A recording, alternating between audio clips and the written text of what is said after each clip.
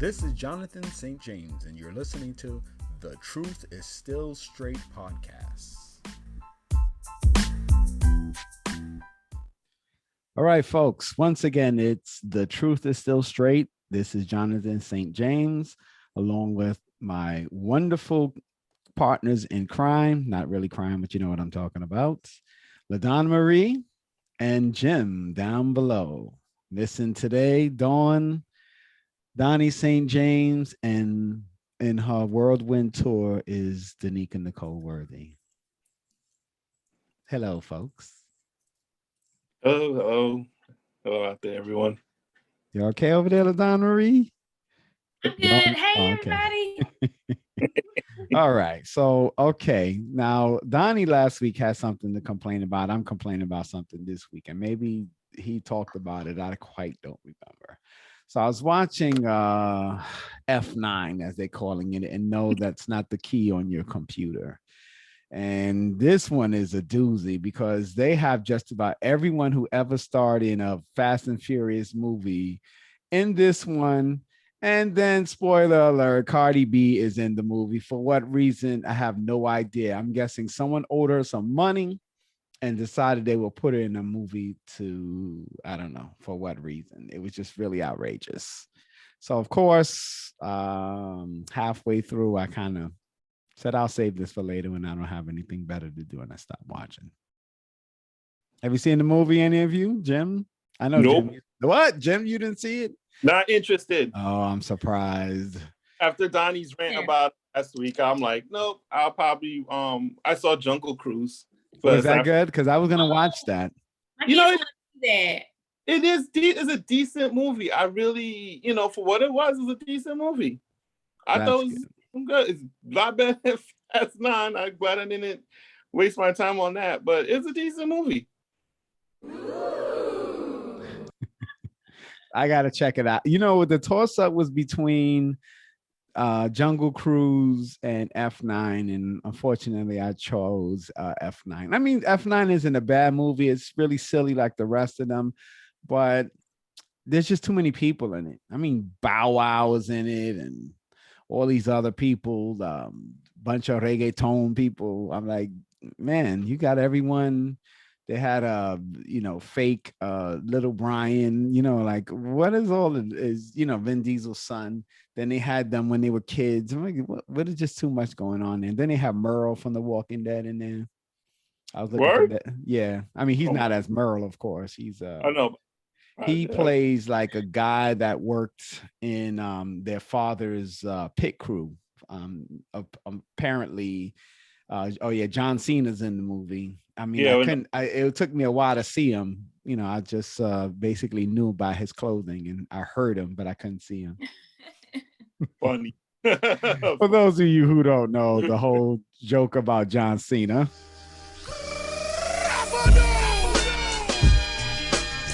So anyway, his theme song is "You Can't See Me." Like he says it in there. You can't see me. My time is now. So, the running joke with John Cena is everybody like, "Oh yeah, was John Cena in that movie? I didn't see him because he always says you can't see me." So that's the joke for those of you who are not John Cena fans. I actually like John Cena. He wasn't too bad in the movie, but the movie was just extra ridiculous. So. But Tyrese always steals the show for me. Yeah. I like Tyrese. He's very underrated as an actor. And the funny thing with Tyrese, not that this has anything to do with anything, but I actually ran into him one time, or almost ran into him, because they were filming the movie Black Nativity. And they were filming the scene. I don't know if anyone saw this movie, but there was a scene where he was working with the advertisement on his around his body for a pawn shop. So I was coming out the train station and turned the corner right there onto 125th Street and literally almost bumped and knocked him over. I don't know why they were standing there like that, but that was an interesting encounter. He was very funny about it. I didn't think he would be, I thought he was taller than he was. He's about like 5'10" or something like that. I thought he would be tall. He looks tall in the movies.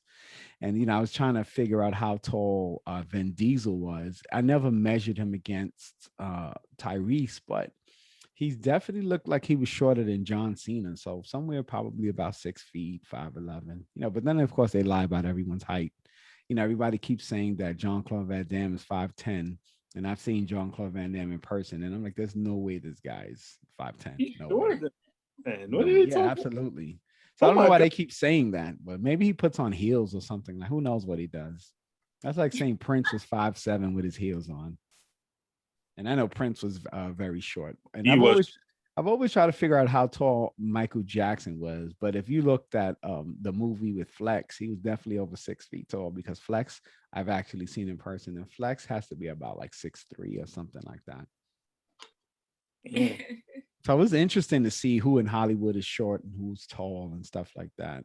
I've always been amazed of celebrities that are not tall, and you see them like Richard Dreyfuss has to be like 5'3" or 5'4". He's very short, and I was surprised when I met him that he was really that short. I mean, I know that actors tend not to be tall, but you never think about how short they are. Like the Al Pacino, Jim, when we saw him over there, he was really short. I mean, of course, the world tells you that he's short, but sometimes it's different when you see them versus how when they say that they're short. I realized Richard Dreyfuss was short from that movie Red. Mm-hmm. When he was standing next to that woman, that's when at the end, mm-hmm. That's when I realized he's short. He's really short. Yeah, definitely.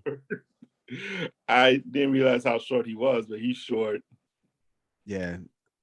And there's some really tall people too, like that I've met. Like Harry Lennox is tall. When I met him, I didn't know who he was, and all I heard was women screaming around us, and they're like, ah!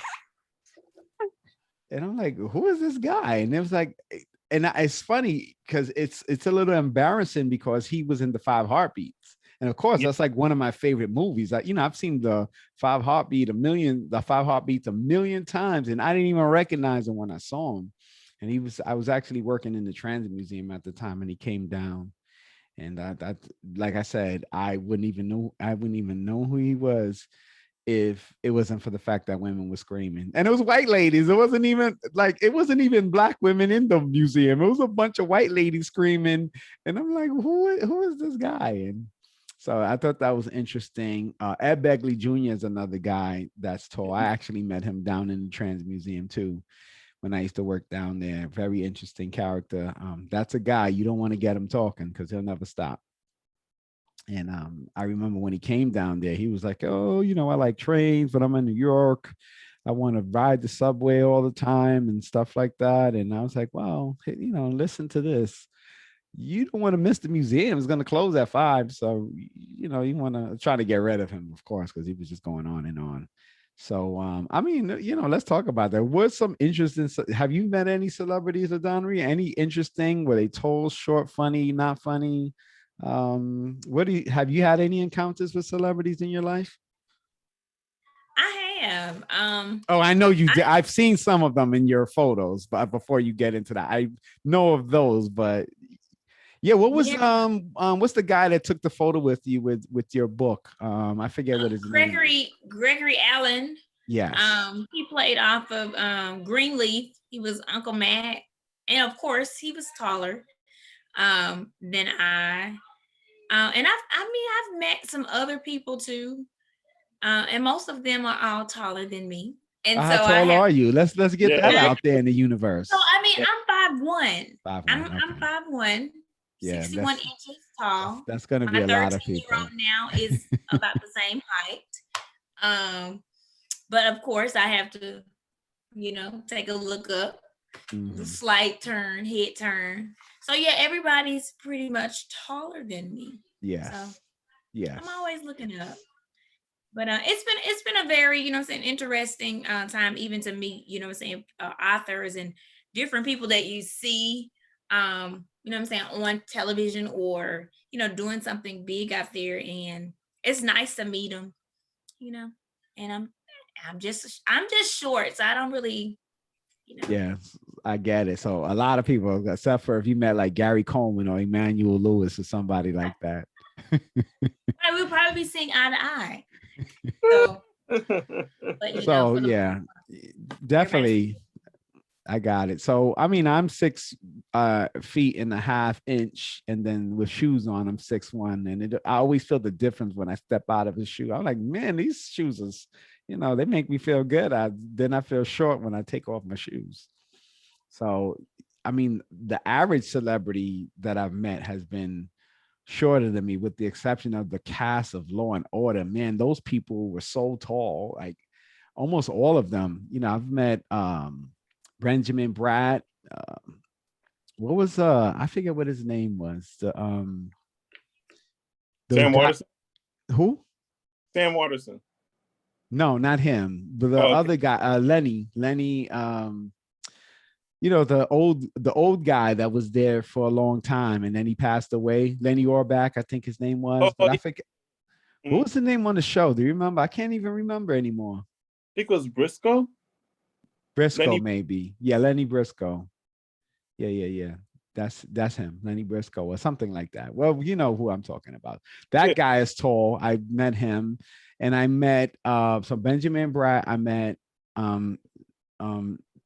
Briscoe, I think that's his name, and one other person from the show.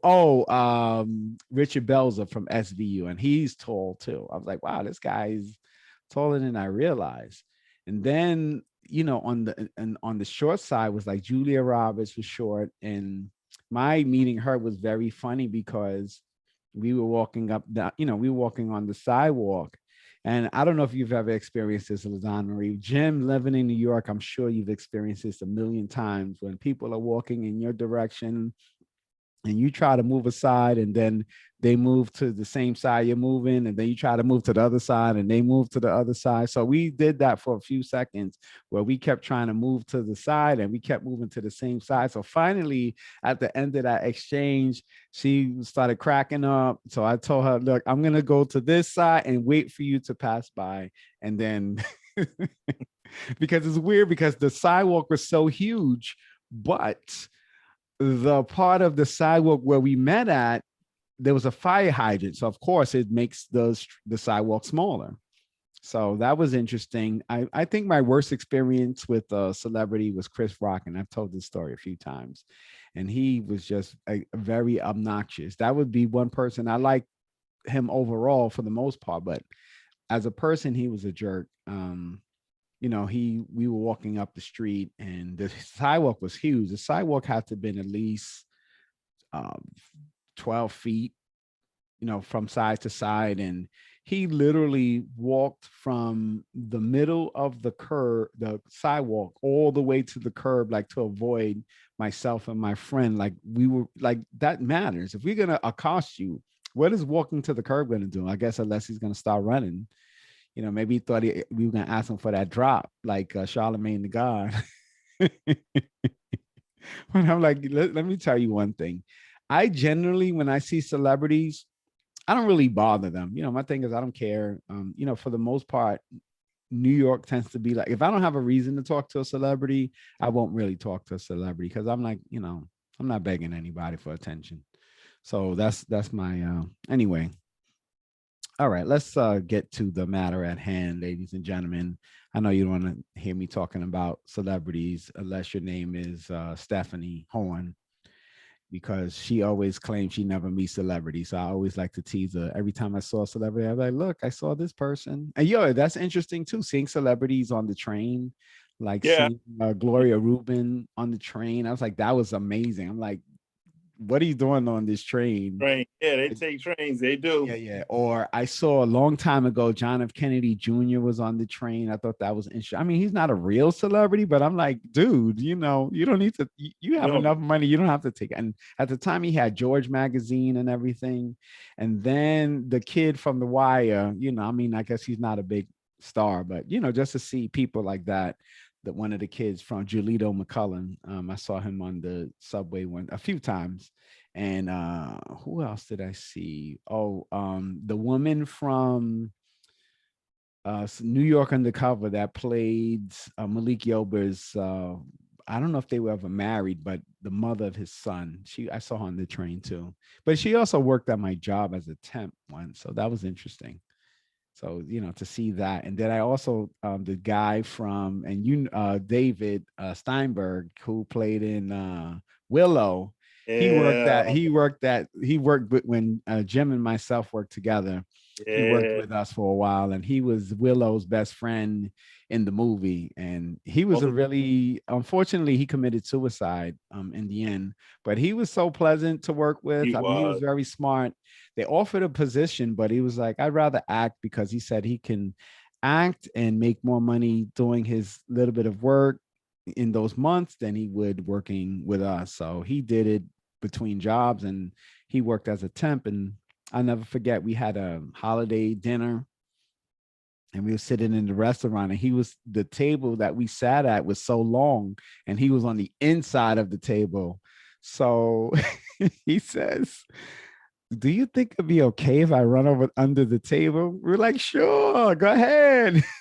So he ran under the table. It was just the weirdest thing Great to guy, see him man. just run under the table to go to the restroom. And I remember Great. the bathroom doors were too high for him, so he would have to jump on the handle, pull it down, and then get into the bathroom. And I remember the first time someone saw him, they freaked out, because they opened the elevator, and he was just standing in the elevator. And he's so small, and you're not expecting to see like a really small person in the elevator. So like, I freaked out at first, but he was so cool. He was. I mean, I don't know how he felt about his height. Outwardly, he was okay with it, and we didn't know. I didn't know that he was in a movie initially, but then he told us, and he was like, "Oh, you in movies?" He was like, "No, I was in a movie."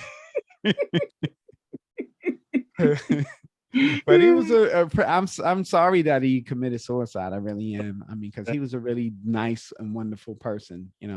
It's sad. You never know what people are going through in life when they smile at you and they laugh and they appear to be having a good time and easy going. But there's just a lot going on with people these days. All right.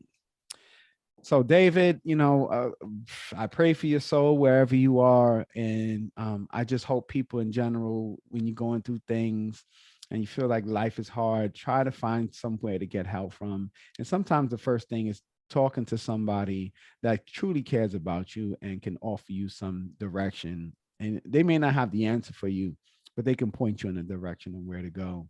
So, for those of you listening, you never know who's going through what. Donna Marie talks about her circumstances when she was 14. I think about myself around that time, that similar, a little bit younger than 14, but definitely around that time, I was struggling every day.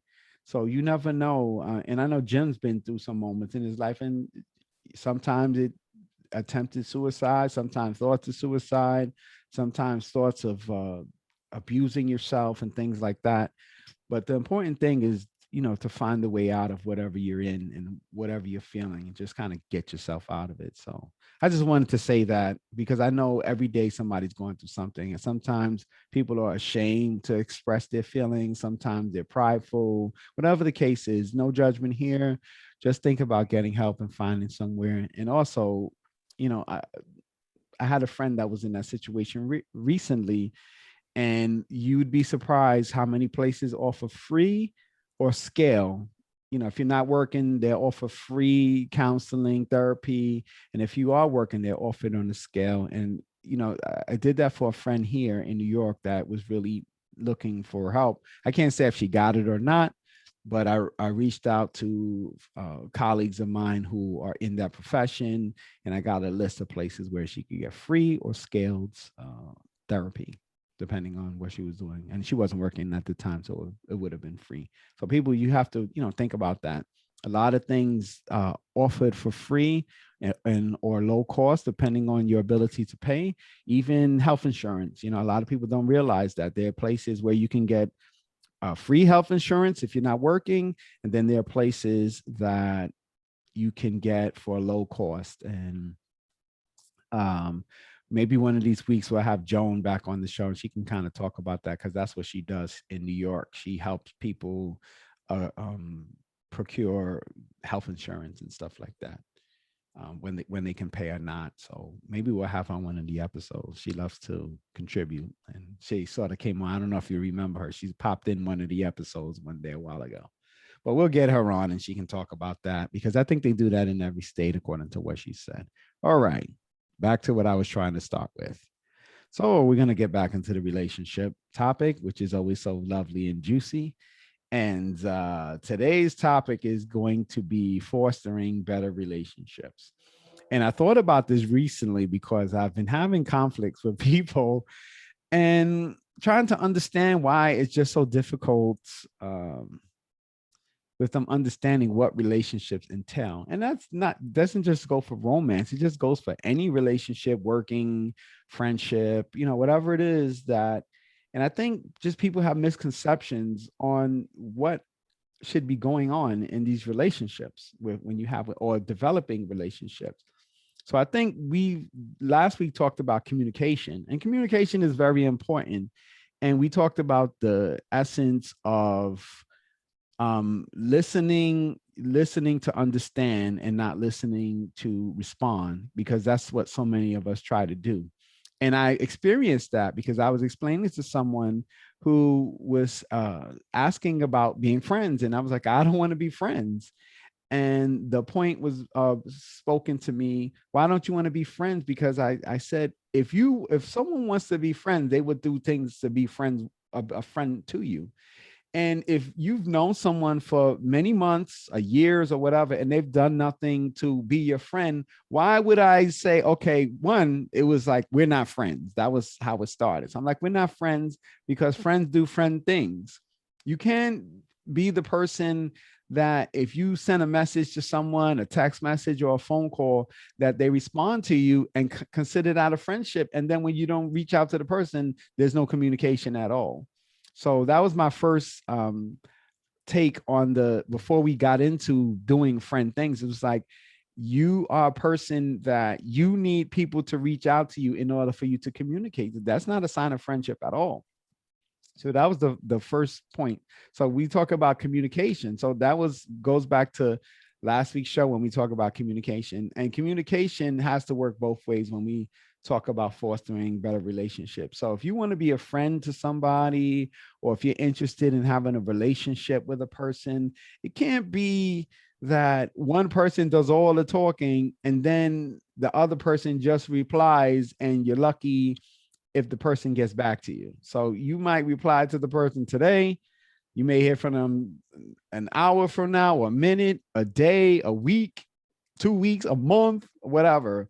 But the point of fostering a relationship is you have to put in the energy that you want, one, that you want to receive in return from a person, and two, that is deserving upon the energy of the person that is giving it to you. So if you are looking for a good relationship, friendship, romance, marriage, whatever it is, you have to give the same type of communication.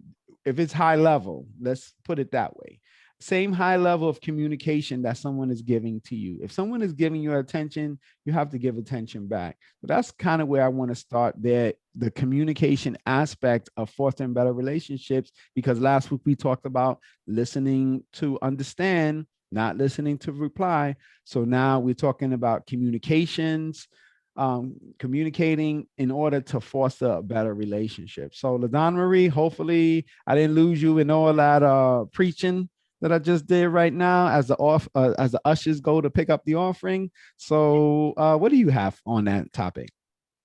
No, that's really, really good. And I was looking for the exact verse, but says to be a friend, you must show yourself friendly.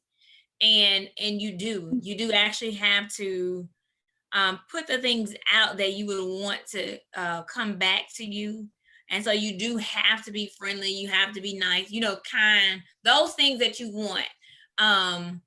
In seeking a friend and being a friend, you really have to, exude those things first. And so, when we're talking about fostering better relationships, I always think that I always know that these conversations that we have, it will take the persons that are listening to take an honest look at what they're offering, because we always speak from wanting to better ourselves, you know what I'm saying, as people. And if you want to be a good friend, you do have to be a good friend for people who are in your life. You know what I'm saying? Being there for them, you know what I'm saying? Communicating. It has to be a two-way street, not just a one-way street where you're always exhausting yourself, but the other person is not giving back. So when you're looking at, friendships and building friendships, you always, look for similarities that you and the other person have. That was one of the things that I taught in Larry the Alligator Makes Friends in my children's book. Because we want to make sure, not to say that a friend has to have everything that you are, because different, being different is sometimes, great. But making sure that the basics are, communicating, being nice and kind, or giving, or being able to listen. And we talked about communication, hearing each other, being able to give support. And so when we look at fostering these relationships, you do have to show yourself friendly, and you have to be the person that they have to be able to see something in you that we can grow, together with. And even in the Bible says that iron sharpens iron. And so if we're going to be friends, then we should be able to sharpen each other. We should be able to grow together as we go, and it not just be one-sided. And so that's just my take on, to be a good friend, you have to show yourself friendly at first. And that's definitely some sound words to give out, because I think it is important that people understand, like you said, iron sharpens iron. And there's always a statement that I always, every once in a while, I'll hear someone say, and they say, if you're the best, the greatest person in your circle's not big enough. So Yes. it's important that you operate at a high functioning level when it comes to friendships or relationships, because if you're expecting someone to perform at a high level as a friend, and I don't mean performance in terms of you got to go out and buy someone something, you got to compliment them or something. If something warrants a compliment, pay a compliment.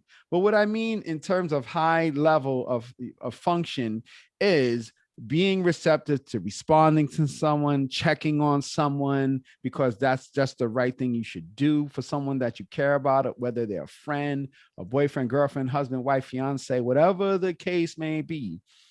You should be able to do these things because that's what you want done to you in return. I don't know anyone who sits here and neglects people that says, I want someone to neglect me. So if you don't want people to neglect you, you can't function on a way like, I'm just going to kind of sit back and be in the background and not really engage with people, but everybody should engage with me. It's just, you're not fostering anything there. You're not at all. That's just taking people for granted and not showing people their worth and value. And even the smallest amount of person is worth time and attention. So, all right, Jim. So you heard what I said, and LaDon Marie, aside from that nice t-shirt that you got on, what you got going over there on this topic?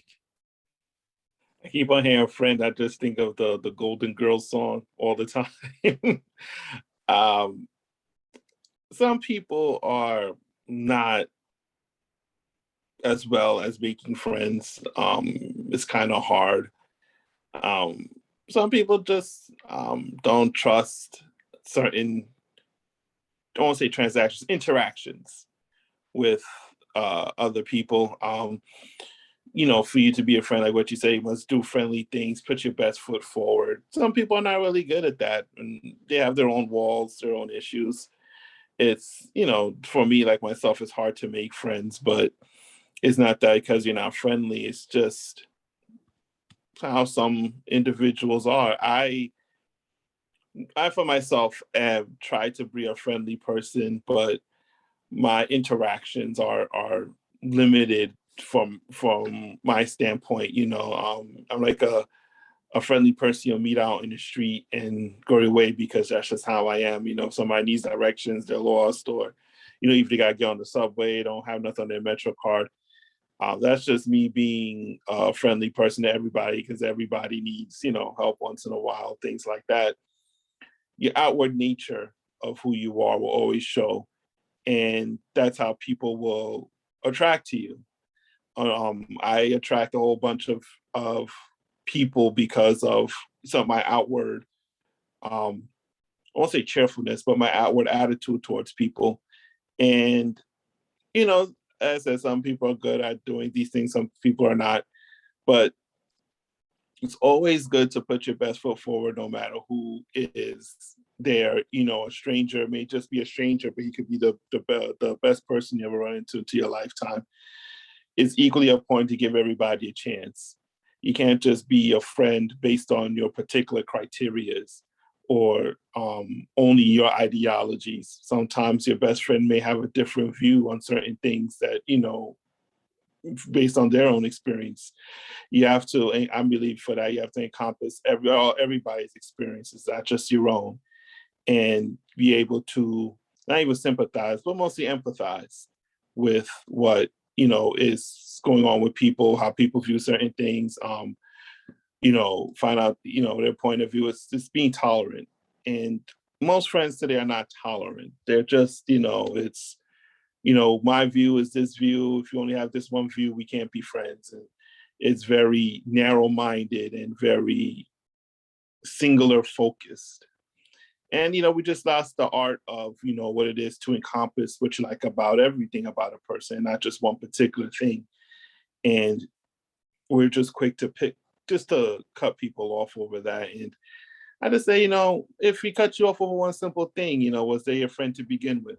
And, you know, stuff like that. But it does take a lot of work, a lot of effort, a lot of energy, a lot of care to maintain a friendship and cultivate it. It's, I won't say it's like raising a kid, but, you know, it does, the cultivation lasts as long as probably a lifetime for some people, 20 to 30 years, 10 to 5, you know, like a prison term sentence, you know, but, you know, it could be enjoyable or it can be suffering, but it's how you put and what you expect.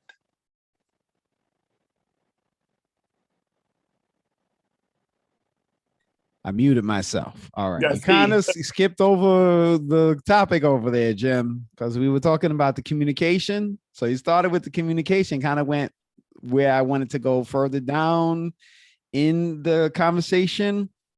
But I'll let that stand for what you said. So I wanted to talk about some things too. And I think this is important to discuss. And this is a very strong difficulty that people have in terms of fostering relationships and what better relationships, and that's cultural differences.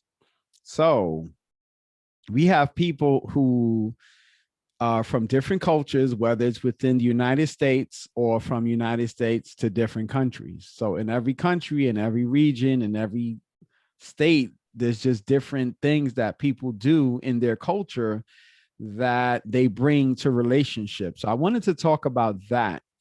And I wanted to start off by saying that I find that a lot of times people don't understand the importance of why they're getting into a relationship with someone. So you meet someone, whether it's a friend or romance, what's the point of this relationship that you're going to have with this person? And what culture does this person have in terms of relationships, and what do you have in terms of your culture?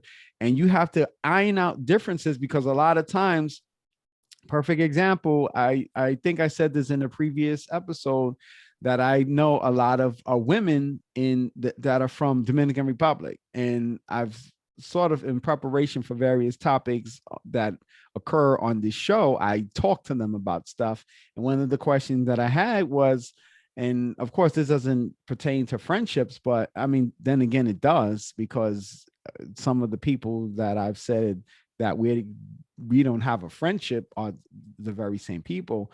But I asked, what do you do? How do you attract a man? What do you do to get into a relationship? And so far, I don't think I've heard one reply that said what they should be doing. And the basic answer was nothing. So if I'm a man and I'm interested in this woman, I do all the work. And then these women, they just receive all of the whatever, all of the interests, and then they will entertain and accept. But I'm like, you have to understand, maybe in your country, that's what the guys do there. But if you're looking for people here to be friends with or romance or whatever, you have to do a little bit more than just be there and be like, oh, hey, how you doing? I'm fine. And say that the man has to do all of the work and the woman is just going to accept whatever the man has to offer. Because the problem with that is there's no fostering there. And fostering is basically you're taking control over something. You're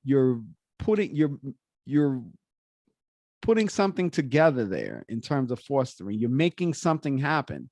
And if one person is doing and the other isn't doing, if the culture is different, where a person in America be like, wait, hold on, I'm doing all the work. Like we talked about the street being two ways. If the street is only one way here, and someone is looking for that relationship here, and one person is doing and the other person isn't doing anything, that's going to be a problem.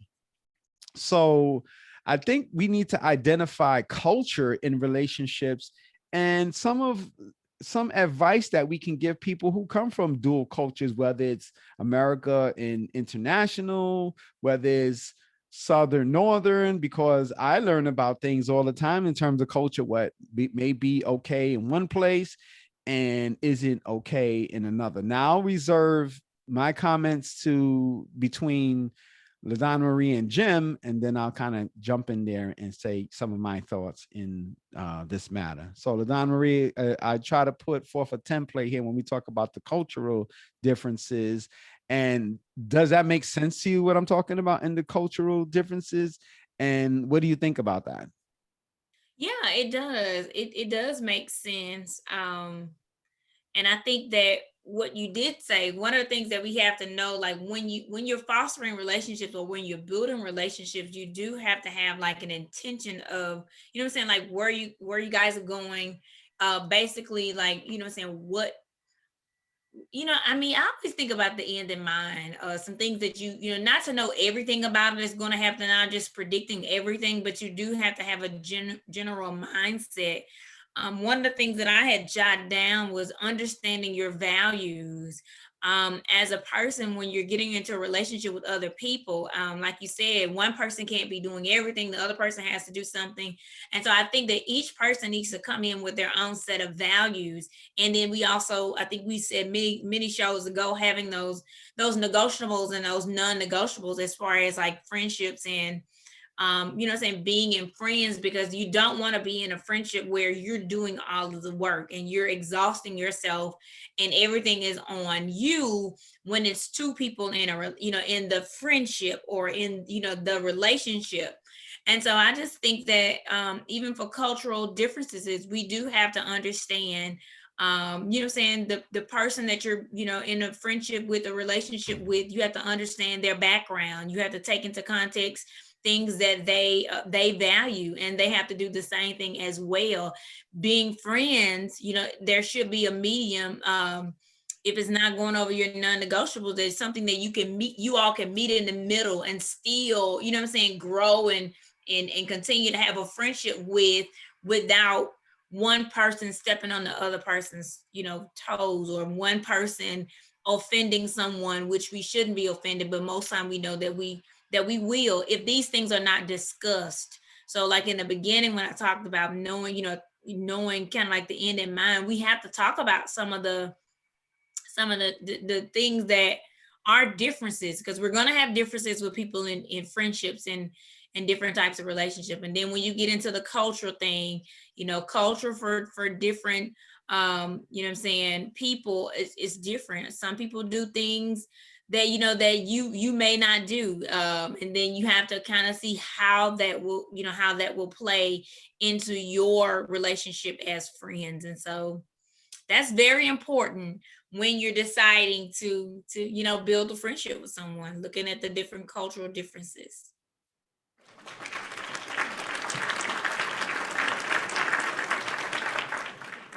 They're not cheering for me, by the way.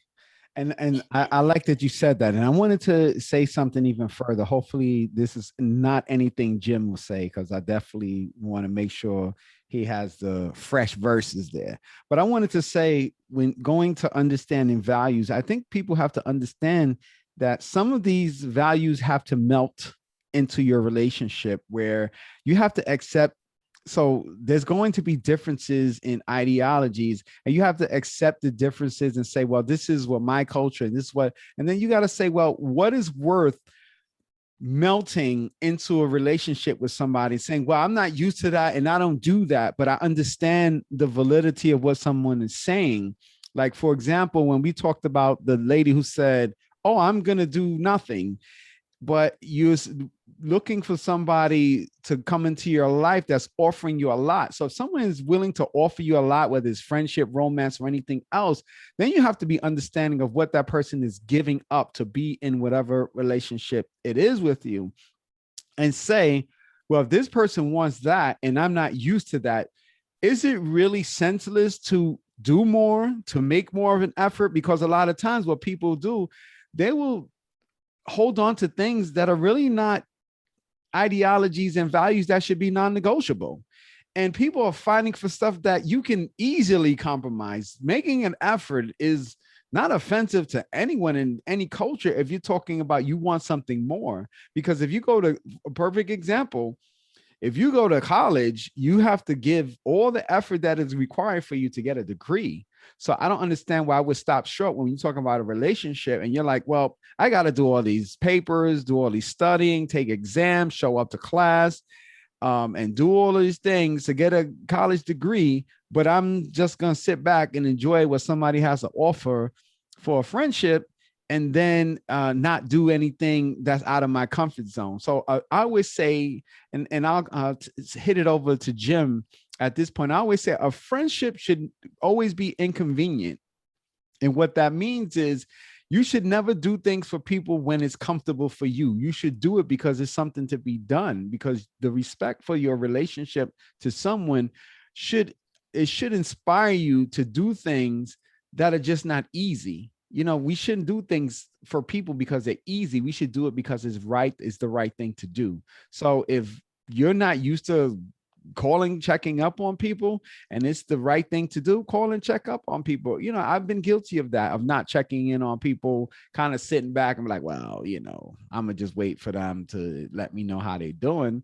But then I realized it's like the people that you value, you got to check in on them. So, you know, I want to toss this over to Jim. He may have said some of these things in the last discussion that he spoke on the last round, but hopefully there's some more that he can add in this round, because I do remember you addressing this.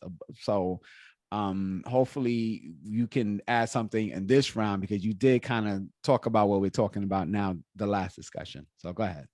Well, I want to talk about the cultural part first, which struck with me because I'm from two different cultures. You could say almost polar opposites, and the ideologies of both of them clash. And this is just, you know, for tradition wise. It's not even for friendship rating. It's just about tradition.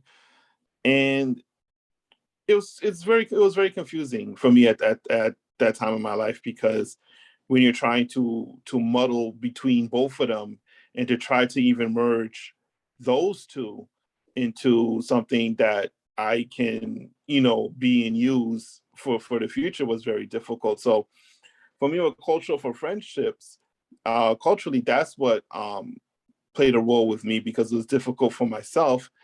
And when, you know, outwardly towards other people, I find I usually observe more their views and when they talk than really just, you know, wait for them to say something about it. Or, you know, I just do mostly observations to see before I even talk to them, to say if we're going to clash or something like that, because I'm not going to waste my time with a certain attitude who might not be willing to change, or might not be willing to do those things at that time. Their level of maturity is different from mine, because my upbringing was not traditional in that sense of a family unit of, you know, one culture or something of the sort. So for me, it was that was kind of a way of how I observe things and how I get into relationships with people. Sometimes it was I had to put culture aside and just use it for a different type of way, like intellectual or hobbies or something like that.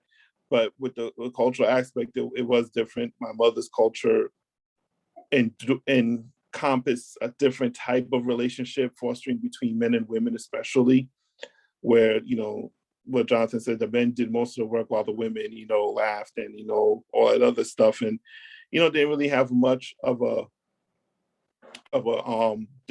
way of them, putting themselves forward. And the same thing with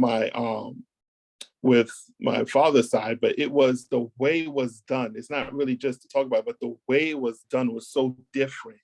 It's like you just see the nuances of how it operated and how difficult it was to even say, was that good or bad? Is that bad or good? Or, why don't you do this instead? How come you couldn't do what my father did? Stuff like that. And it's just like, I'm not sure if it was lack of progression or what, but when you really challenged them on it, it was like they really didn't have a thing to say about it. Like you said, was what you said earlier, Jonathan, was unnecessary. Through some of the way things were done. And it's basically done out of bad habits. And, that's what really struck a chord with me, what you said, because that's what half of my tradition upbringing for relationship with people is just out of bad habits.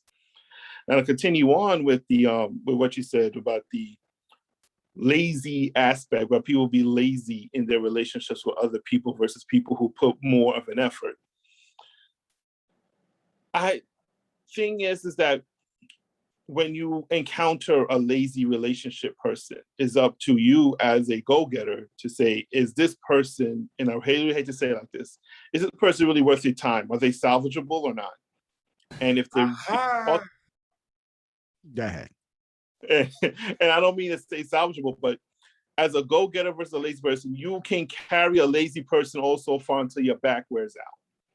And you gotta know your limits on where your back wears out, because they're not gonna give you a massage when it breaks or when it starts hurting. So as a person, as that, we'll call it type A and B personalities for now. As a type A personality, as a go-getter, you are in control of that because you can talk to them, see if they will raise their level, but the one thing I don't advise, don't go to their level, please. To be friendship, stay at your level. Do not lower yourself down to be friends with anyone. That's part of the problem too. If they don't want to come up, they don't want to elevate, if they're comfortable in their ways, leave them be. No arguing, no fuss, no muss. Leave them be. You don't have to close off the relationship, every once in a while, you could probably speak to them, things like that. But in terms of effort, time, and energy, you can put them on the back burner. Sometimes you have to find a person that matches it or who can elevate themselves to try and match it. Sometimes it may be a little bit too much for people and you may have to slow down, but slowing down is not the same way as stepping down. And that's why I advise to other people in who doing friendships and relations. Not everybody's going to keep up with you. Maybe you're not keep up with everybody, but as long as you are openly communicative about it, and as long as you are also interested in trying to keep up with the person or stay abreast of what they're doing, if even if you can't do much and you could do something, the other person will appreciate it. And it's not like you could change the world with them, but you know what though, you can take a load off, and it will be that alone will be appreciative enough of the other person that it just shows that you really do care. Okay. All right. So I heard something that you said in there, and I kind of wanted to take something out of it. And I wanted to talk about, because we talk about lazy, but I want to add this nuance to it. And I think people have to understand that not everyone that you're friendly with are your friends. So for me, the highest honor someone can be in my life, aside obviously a wife or a romantic partner or my child, is a friend. I hold a high distinction for those people that I consider my friend. And as I've gotten older in life, I've had to realize that there are people that I'm friendly with, but definitely not a friend with. And I think a lot of times people misclassify people as friends when they're not. I have coworkers, and a lot of times people say, oh, my friend at work and whatever, but they're not really friends. They're just people that you're friendly with. You may have them as a network. And that's when I realized, I hate to call people associates, but they are people that we associate with on a friendly level. We all have levels of association with people that we call when it's business issues and we want to talk to them and pick their brain. But I don't invite them out to dinner. I don't, call them on Thanksgiving or Christmas or on their birthday or whatever. But I understand that I have a good relationship with them. When I see them, hey, how you doing? Whatever, if they're depending on the network they are upon in my life, I'll call them if there's an issue with work or maybe a social thing that we're a part of or something like that, where I would respect their opinion and value it. I would contact them and overall get along with, and maybe every once in a while to sort of keep the lines of communication open, call that person. So like I've explained that to people when I tell them that we're not friends, and I'm like, listen, we can be friendly, but to me, for you to be a friend to me, to Jonathan St. James, you have to meet a certain threshold. It can't be see you when I see you, talk to you when I talk to you. And, because people will excuse you to death why they can't do the things that you want a friend to do or a person in a relationship. And I hear it constantly for years. It's the same old talk. I'm busy. I'm this, I'm that. But I'm like, here's the thing. When you want something, you make time for the things that you want. I'm a busy person too, but if I want to go to the movies, I make time to go to the movies. If I want to hang out with somebody, I make time to hang out. Just like people who they have goals and dreams in life and they may work and have a full-time career, they take time out to foster, hey, I like it, foster their goals and dreams. Take vacation days so they can go to events or vacations or whatever it is that they want to do in life. I just know people, all my Dominican people who right now are in Dominican Republic and coming back because they want to be there. They take the vacation time, they go there. Some of them go there, don't even put a return ticket on their flights. And they're like, I'm coming back when I'm coming back. But guess what? They made the time to do those things. So I say, to me, a person that I consider a friend, friend, is somebody who has to perform as a friend. It can't be someone that I enjoy talking to, and then once I get off the phone, I vanish into the thin air until the next time. That's just not a friend to me. You have to earn the status to be a friend. And I know, and I've been guilty of that, misclassifying people as friends, because it's just so easy to say that, oh yeah, a friend of mine, but then they're not really a friend of mine. They're just somebody that's in my social network, and they are associates, a lot of times business associates, where we get along well at work. And if I have a work question, I can call on them, or if there's a problem while at work, they can help me out and stuff like that. But, I think to me, people have to understand that. And there's nothing wrong with it.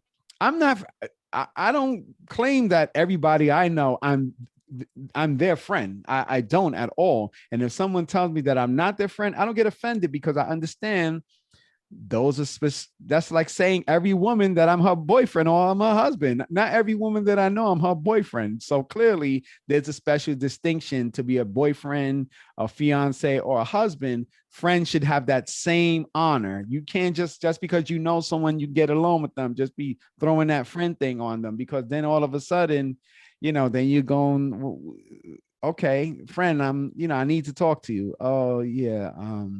I'm busy right now. And then the friend never gets to you, alleged friend, of course. But yeah, so I wanted to talk about that too. And I think it's very important that people understand, or people define what friendship means to them, because that's what friendship means to me. So don't be offended if I tell you you're not a friend. It's not to be offensive towards you, but that's just what my standards are for friendship. Now, I can't say what everybody considers a friend, but Jonathan St. James, that's what he considers a friend. And if you're a person that I'm reaching out to you, communicating to you, and the least you do to me is make me wait an eternity, and not even get back to what I was reaching out to you for, forget it. We can't even get close to the friend discussion. So I wanted to talk about that. LaDon Marie, you seem to be understanding what I'm talking about over there. And Jim maybe, but go ahead, LaDon. I'm over here because all of that is true. I want to go back to what Jim was saying about, keeping up with everyone. And this was a thing that I had to learn, because I did loosely use that word friend a lot, because I was a friend to many, but I cannot say that they were friends to me. And the load got heavy for me, carrying everyone and, keeping up with people and stuff like that. And I had to go into a place where I understood self-care. And then I had to also identify, like you said, the friend zone, associate level, co-worker. Like, I had to label it for what it was, because what I realized at the end of the day, I don't have people calling to check on LaDonna. I don't have a lot of people who are always saying, LaDonna, are you okay? I just really wanted to check on you. Yeah, I hadn't heard from you in a minute. I didn't have those people.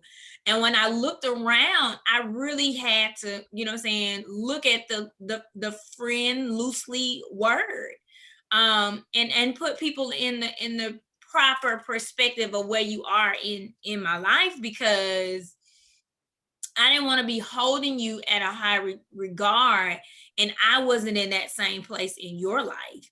And I'm okay with it. And I had to learn that. And like I said, I didn't really want to learn. I didn't want to exhaust myself, but I did have to learn what was self-care, because I have a lot of people who want to pull on me because of the knowledge that I have.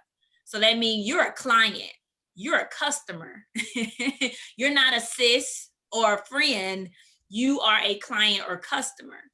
Then I put you in that associate, we see each other, we talk to each other in passing, we do have a friendly nature, as you said. But yeah, putting people in perspective categories is something that I had to learn, because it hit me hard when I, felt like, oh, I've known you for this, amount of time, but I could be going through, and I promise you, it was probably me and the Holy Spirit who had been with me all my life, who never leave me nor forsake me. And when I looked around for friends, I didn't have a lot of people who were even calling to check on me. So, but I'm, I just thank God that he keeps me moving forward. I just learned how to put people in the right perspective, because I don't want to exhaust myself and spread myself too thinly. But I'm not going to stop being the kind and considerate, because as a shepherd and as a pastor and as, who God has called me to be, it is in my nature to nurture and edify and comfort and grow people up. That's a part of who I am as a person. But I do have to draw those self-care lines for just identifying who's in the friend zone, who's in the associate zone. And I would even say for myself, what I used to say a long time ago is I used to have a all-star team. And so now I think I may have like a 5-star lineup. 5-star lineup. All of the people who, I are considered to be my friend, I can really count them on my hand. And I can say, like, my sister, she's my best friend. I talk to her every day. Like, we talk to each other every day, and maybe more than one time a day. And she's been a friend of mine since I was born, because she's the oldest, but since I was born. And it's just like we are like that. And so my friends, I basically can count them on one finger. But to grow up, and to all of the people that are out there listening, we just want you to clarify and put people in the right place in your life, so that you won't have to learn the hard way. And like I said, I did have to learn the hard way. No hard feelings, no ill will, nothing. I'm just like, I'm okay.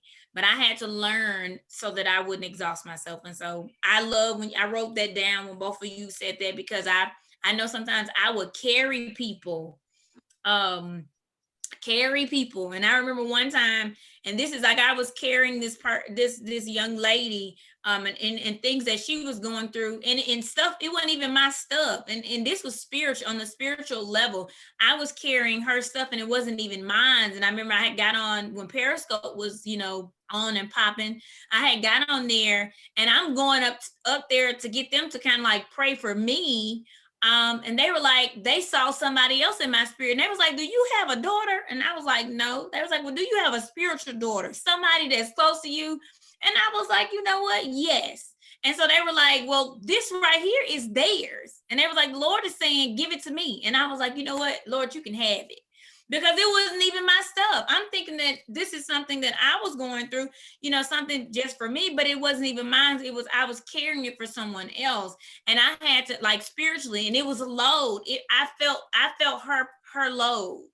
And so I had to learn just be wisdom in, not carrying what's not mine, to be able to listen. And as we talk about communicating and being there for friends, but I had to learn what self-care looked like, because I promise you, it hit me hard whenever I may go through, but the Lord always would send people. And I'm not going to say he would send people who would just randomly pop up in my life and be like, hey, the Lord just told me to text you, call you, da, da, da, da. And I'm like, you know what, thankful, because he always knew what I was going through, or whenever I was going through, and I probably needed a word, from someone.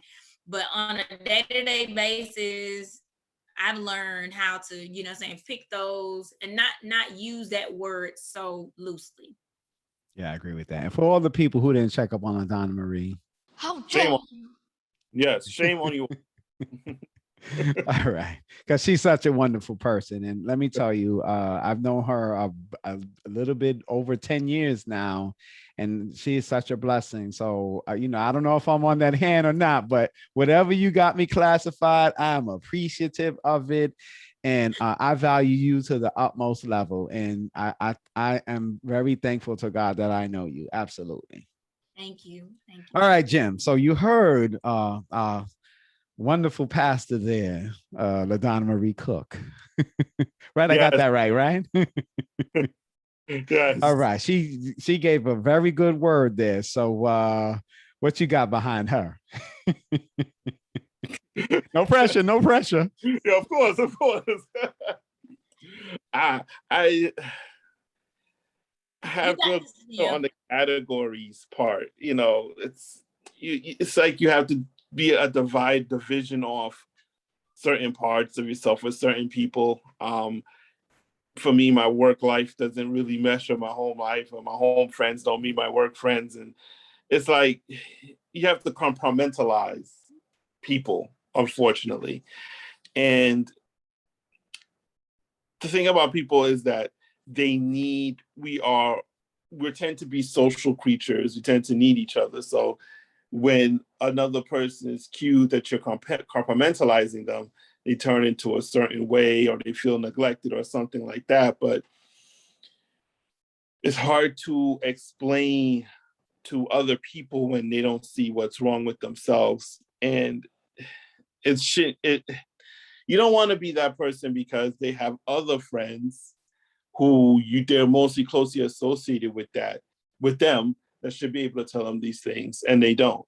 So it begs me, what's your relationship with your other friends? And it's I won't say it's hard, it's draining, because yes, what LaDonna Marie says, that when their pressures and problems become your own, like you just absorb them into yourself, and you ended up doing everything for them.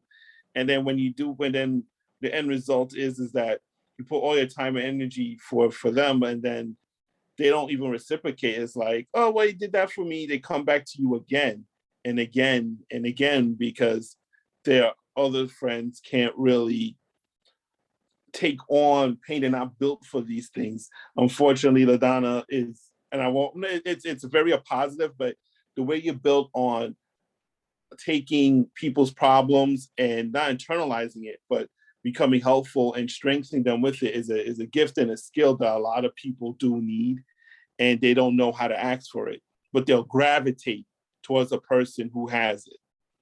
And this is why it's good that you compartmentalize these people, because you will attract anything and anybody if your spirit is great, because that's what it is. That's all what it is. People's tired of negativity. Sometimes they just don't want to hear that garbage that other people are talking. And when they find you, they will gravitate towards you. And when you do that, you, in the spirit that you have, you try to help out everyone equally, but not everyone is willing to accept the help that you have to give in your way.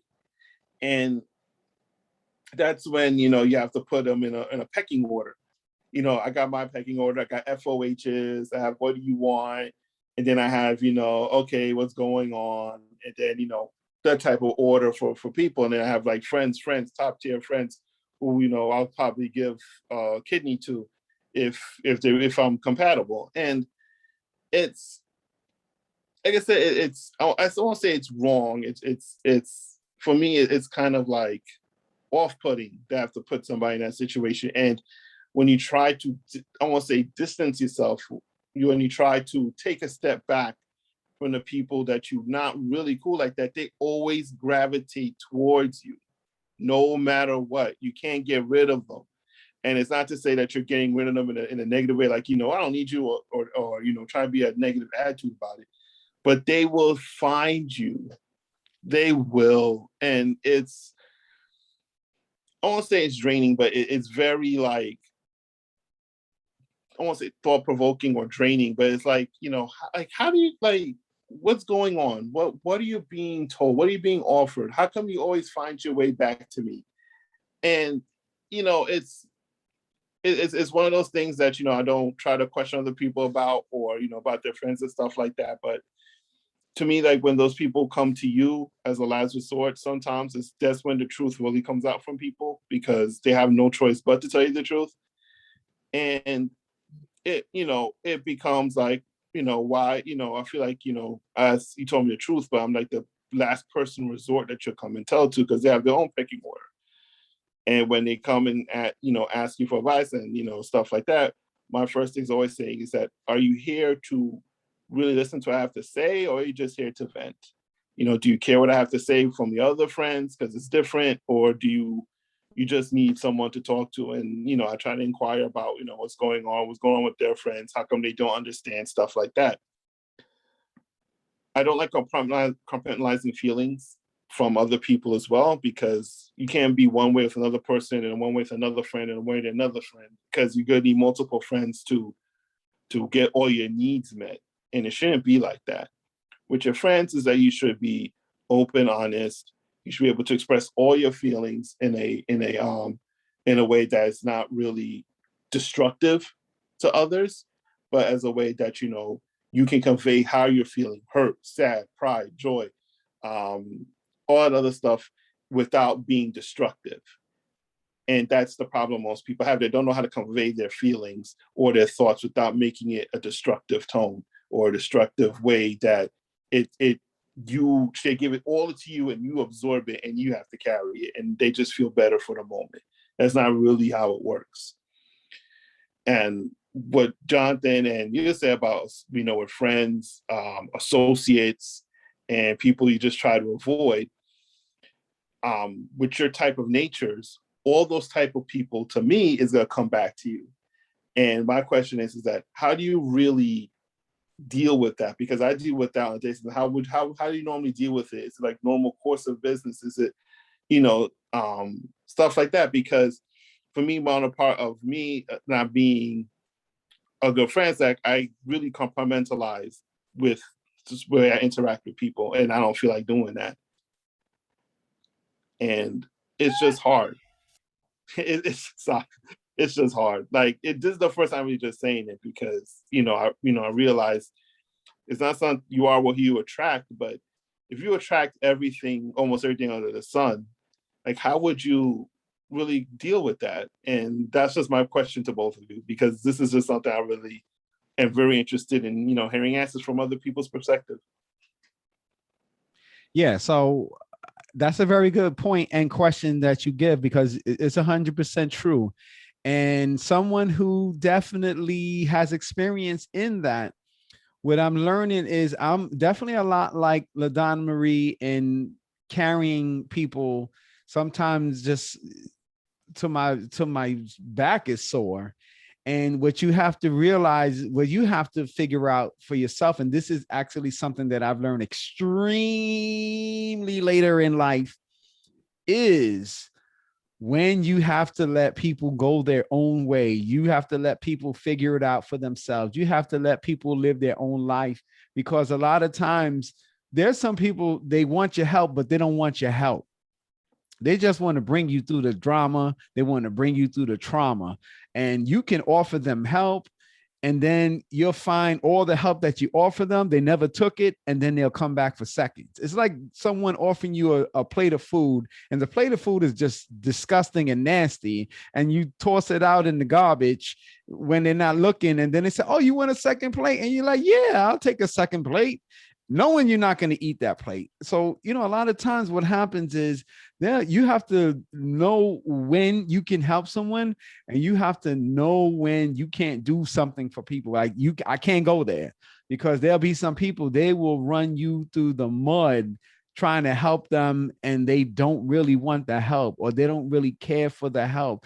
It's just a cycle that they're putting you through, that they're making themselves feel better, but they're not really doing what they need to do when you're assisting them. So the one thing that I've had to know is who I can help, because let me tell you, I've had 12 years of friendship with a particular person that I've tried to help throughout those 12 years. And 12 years later, it was the same type of situation that it was 12 years before. And I felt very old going through this, because I'm like, I did this in 2008, 2009, 11, 12, 13, 14, 15, 16, 17, 18, 19, 20. Now we came to 2021. So that's like 13 years now, to the date, a little bit, few months past. And I'm like, you try to help someone and they've never gotten any help. They'll tell you, oh yeah, you were right, or you gave good advice and thank you. And then you find trying to help them through the same situation again that you just finished hearing. Oh, that was so true. You were so right. You gave great advice. I thank you for telling me that. Oh, you made such a difference in my life. And they still went back and did the same thing. So it was like, you gotta know where to put your energy to, what people, and when to apply it. Because let me tell you, you hit it spot on, Jim, because you can find yourself going to a chiropractor, carrying someone. And really, it's important that we understand when we can do and when we can't do. And all we can do for somebody is pray and just stand back and let whatever happen, because not everybody that comes to you, that calls on you, really wants your friendship or wants your help, even though they tell you they do. It's just a cycle they're going through, and they're just taking you along for the ride. So LaDonna Marie, you seem to really be able to relate to what I just said. So I'm going to just toss it to you and hear what you have to say about the matter. Yeah, this is awesome. This is good. I mean, this is good conversation. And when I say this, because a lot of people come into these certain situations.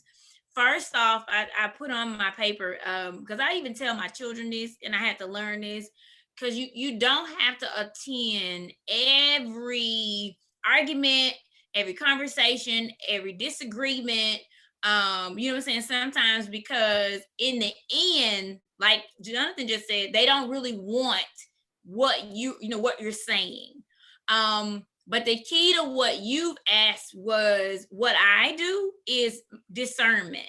I pray for discernment, so that I won't spin my wheels. Let me give just a little bit more context to that conversation, because for the young lady that I was carrying, I had already, I guess in my mind, I had already said that I really wasn't going to reach out, because it was one of those things that I had already been trying for like so many years, like giving the same, information and advice. But what I did not know is that I still was carrying it, because I cared. Like I still was carrying it, even though I did not reach out, even though I knew, like what probably would have been the best thing to do was to give this information. but I did not. So what I had to do is really what Jonathan said is I had to just pray and release it, because like what the lady told me was like, God was like saying, give it back to me. Like, give it to me, I'll take care of it. And I had to give myself permission to go ahead and release it, because had I got on the phone, had I talked about her and said, hey, let me, do you mind if I give you this advice? Or do you mind if I give you, you know what I'm saying, this bit of wisdom? I probably would have given it. And it probably would have seemed like she received it. But as Jonathan just said, they probably would have went and did what they wanted to do anyway. And so what I had to learn now is that I don't take it personal, but I will give the information to where it's needed and wanted. And if someone does not want that information, I'm going to give you an opportunity to learn on your own. I had to even do that with my children. We had an incident with the games and stuff, and I was telling them that, hey, those people on the other side of that game, we don't know them from Timbuktu. We don't know them. They're not your friends. We don't really know them. And then something came up, and in all my motherly wisdom, I could have kept saying, this, that, and the other. And I think I did tell you all that a while back, the young man ended up stealing my son's account. He ended up stealing the account that time, and I had to, end up getting it back.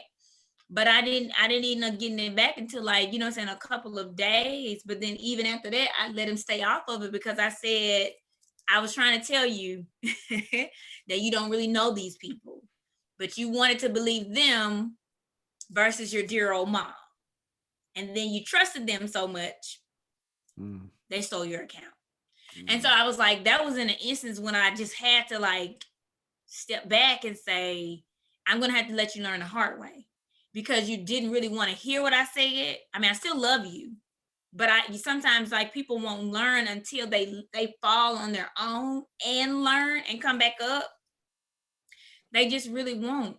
And but you still, I mean, I just learned discernment. Discernment is what really helped me throughout this whole entire time of learning a lot of people, of learning just people's motives. And then I'm an observer. And so I look at patterns too with people. And so if after a long time I see that you're still in the same pattern and you haven't, how you learn better, you do better, and you haven't shown some different things, and then I'm just okay to be okay, and just release you and let you learn on your own, or let you find the information from where you have to, because the more I exhaust my energy giving it to someone who don't want it, the less time that I have to give it to someone who's willing and ready to listen, and then to take what I say and to go with it. And so that was really important. You never want to feel like you're leaving someone behind, but you almost have to, put down what's holding you up if they're not willing to grow with you. And sometimes you got to grow through pain. I mean, everything that I learned, it wasn't always an easy route. I said, sometimes I feel just like how the Lord asked, Satan, hey, have you considered my servant Job? I said, I feel like my name was put in there too. Like, have you considered my servant LaDonna? Because I want to, test to see where she is on certain things. And so I've had to learn a lot of stuff and go through stuff. And so I just believe that you just look for discernment, and we have to learn. When we learn our self-care and our self-worth, and we learn who we are as people, and that we can't fix other things for those who really are not really ready. And I learned, because as you said earlier, a lot of people are attracted, and I learned that too, because I flow in, the gifts of healing. People are attracted to me, but everybody that's attracted don't want to be healed. So if I start talking about some things to get you healed and give you some real truth, and you run away from the truth, and that's not where you are, then I know that healing is not what you're trying to do. You're trying to be on a momentary fix, when it takes, actually going in there and doing the work to get to where you need to be. And so I've learned how to just even assess those types of, different things like that, because everybody who is attracted, they don't want to be healed. They may just want attention for the moment. They may just want to vent for the moment. And so I learned how to assess and discern whatever situation that I go into with friends, with family members, with different people, because there are some people that are closer to you who they may seem like they want help, but they really don't want help. Because I know a lot of people who even, are like, I've been like this all my life, but you should change. You know what I'm saying? If you've been doing something for a very long time and it has not worked, that is the definition of insanity. If it doesn't work, so maybe now you need to do something different. But if they don't want to work at the same time, they just don't want to do the work. And so you sometimes just step back until they're ready to do the work. Like, if you're ready to do the work, I'm going to be here. And until that moment, just come back and see me when you're ready to do the work, because a lot of people don't actually want the help that you're giving. And so that's the way that I learned to assess and have discernment for each person individually. And it saved me a lot of time being spent in areas in which will be unfruitful, because I like to bear fruit. All right.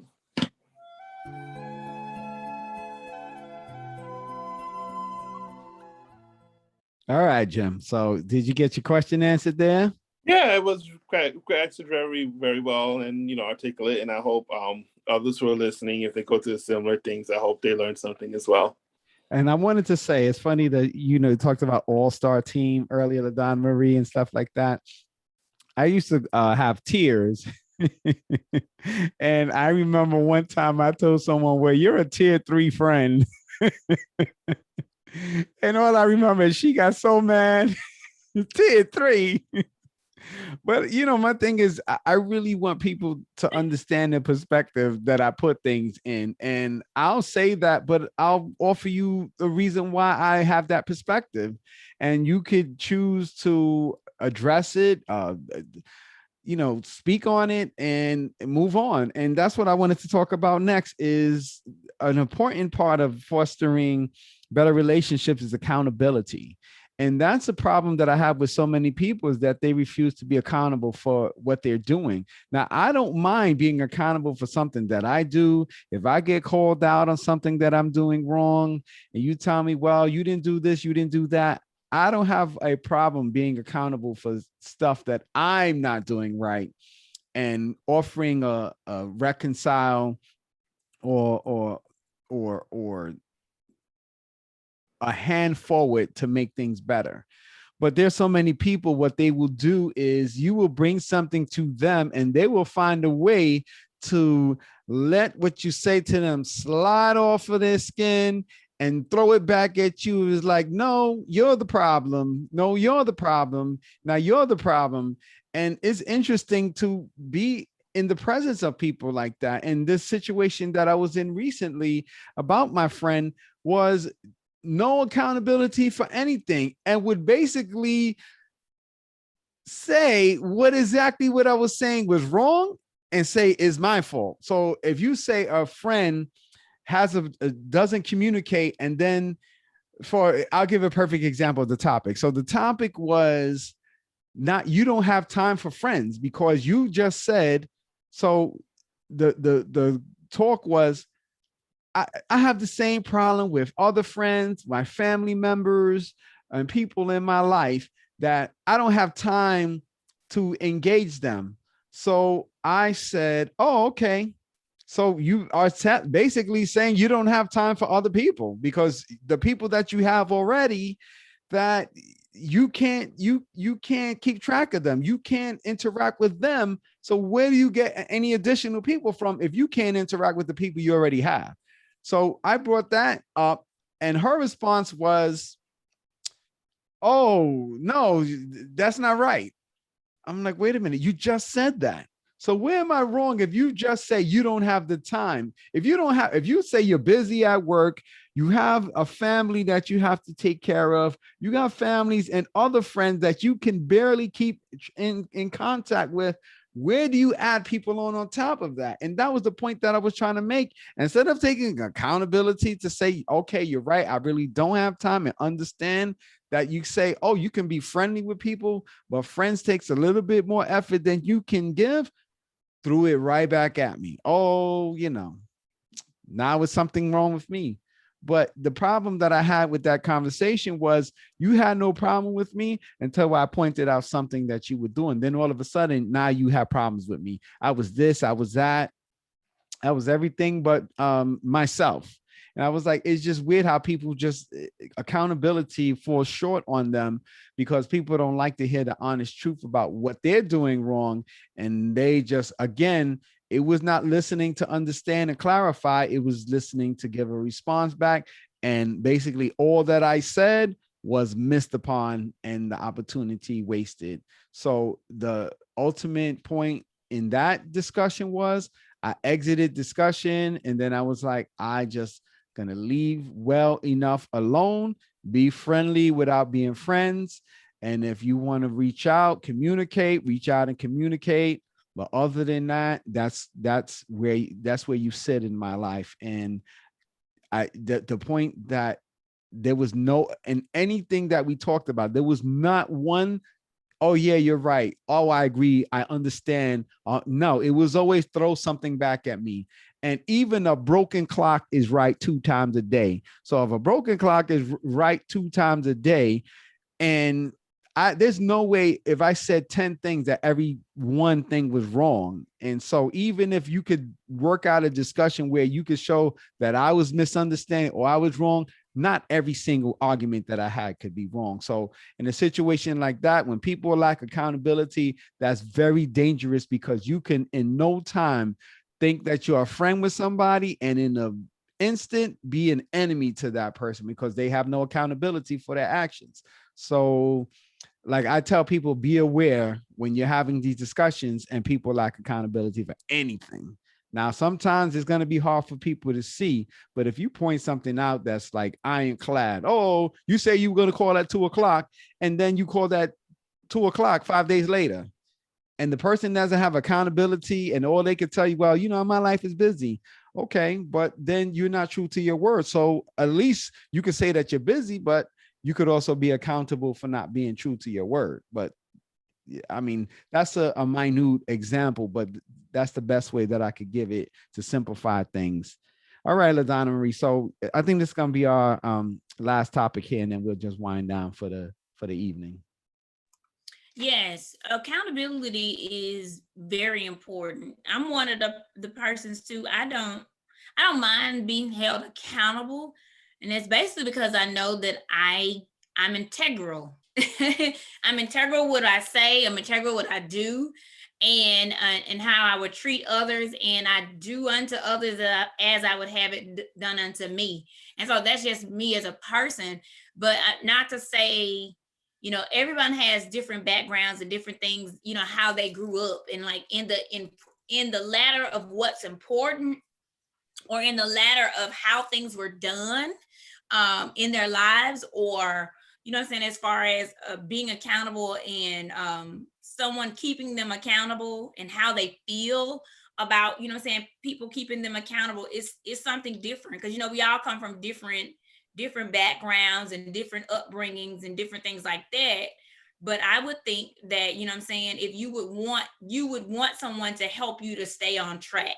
Great friends are those that, what I'm saying, are able to say, hey, this is what we were working towards. This is the deadline. Where are you on this spectrum? Like, you should, have someone that could come to you and help hold you accountable.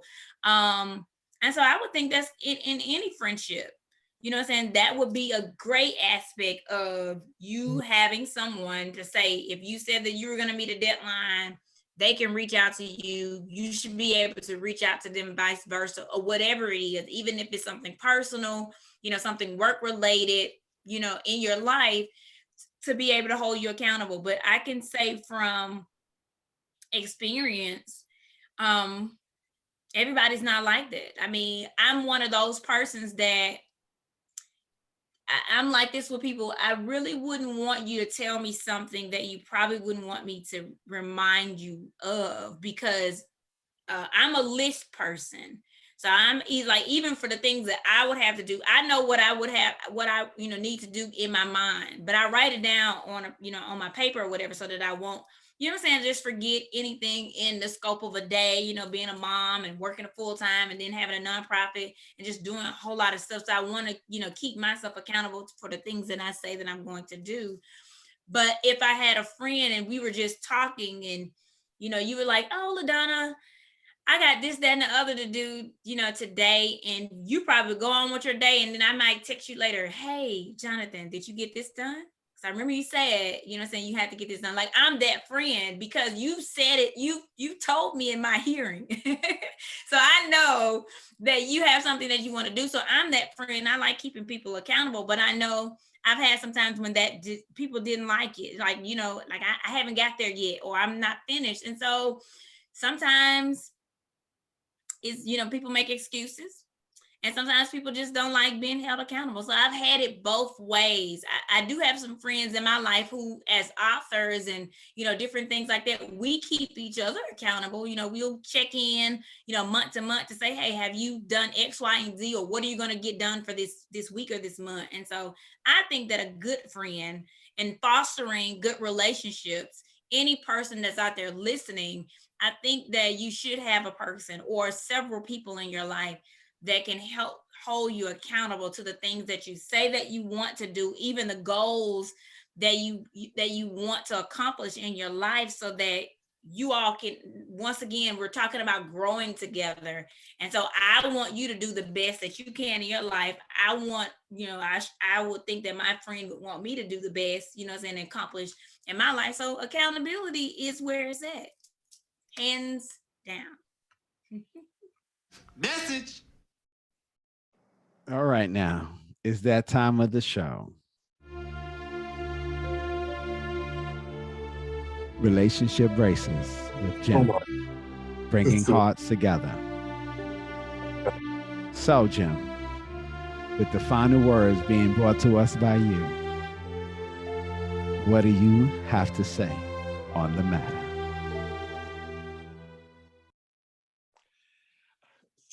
I agree with both of you. Some people treat accountability like kryptonite. Like they're Superman, and accountability is their kryptonite. Can't do nothing, once they get it.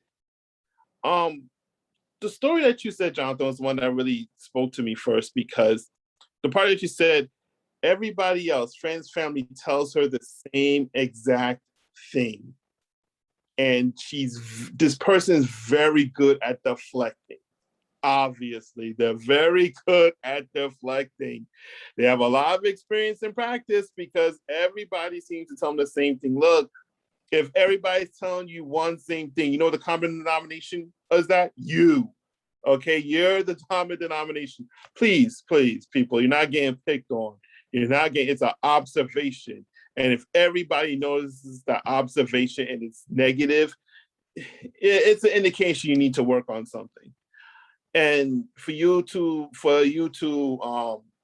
deflect and say it's the other person's fault, like, how many people are you going to blame for that one thing that you neglect to do? How many excuses do you have for 15 people to say all this? There's not enough excuses in the world for you to say that you can have an excuse for every single person that holds you accountable for one issue, not even multiple, one issue. And then the second part I don't like is that they have an issue with you, which is fine. They wait until you bring up an issue for them to bring up their issue. Why? If you're friends, you could bring up the issue with me. You don't have to wait until I say something. That's not friendship. That's for you to excuse me. That's for me to get off your back when I say something that you don't like. It's a tool for deflection. Once again, deflection. You're deflecting again. And then, argument ensues from that, because, you mentioned that at that opportune time. And so, you being a friend and mentioning it while it happened, or 2 days later, or 3 days later. People like that are very professional. And the one thing I says, do not stoop down to their level, or they'll beat you with experience. So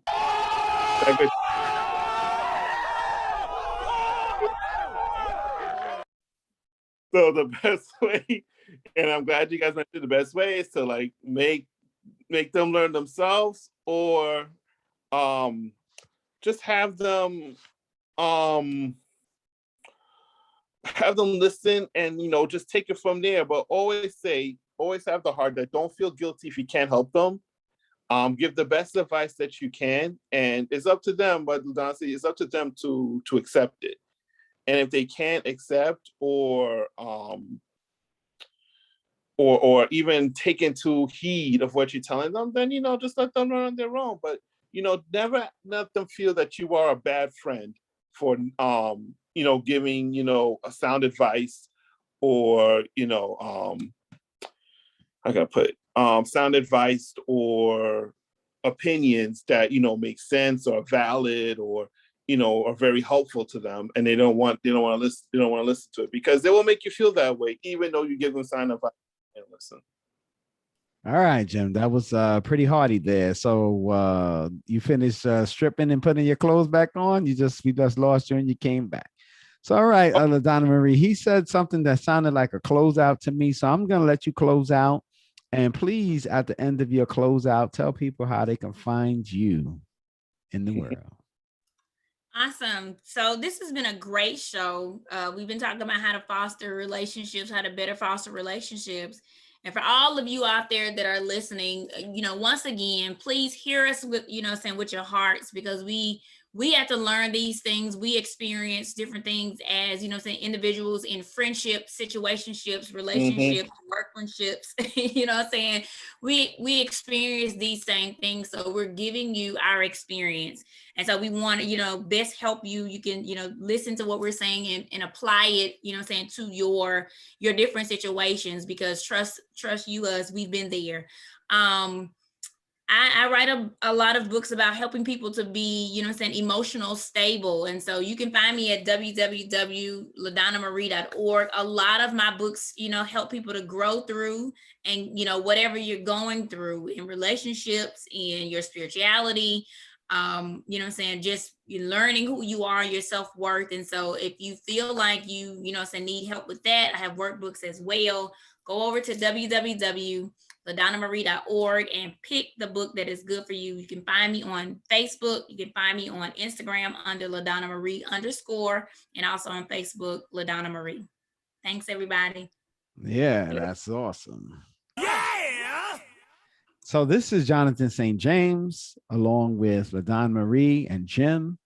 Also missing, we send regards, is Danica Nicole Worthy, Donna and Kane, and Donnie St. James. With that, we bid you all a farewell until the next go round. Take care and be blessed. Take care, everybody. Everyone.